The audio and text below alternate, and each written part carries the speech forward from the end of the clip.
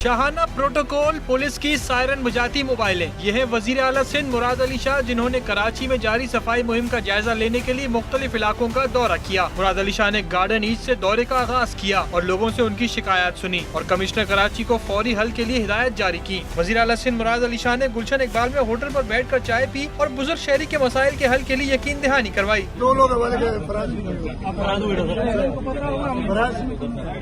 बोलते कि हमारे वसाइल नहीं है। अभी एक काम कीजिएगा, मुझे अपना नंबर या कुछ दे दें। हमारे मिनिस्टर है फराज गेरो साहब, ये इस इलाके में मैंने इनको रखा है कि वो चेक करेंगे।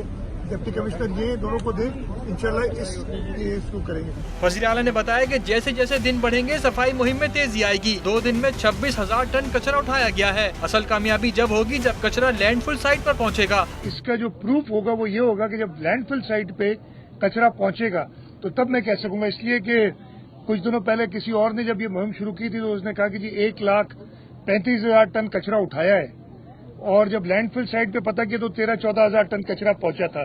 तो इसका मतलब है कि 1,20,000 टन से ऊपर कचरा शहर में एक जगह से उठा के दूसरी जगह फेंक दिया गया।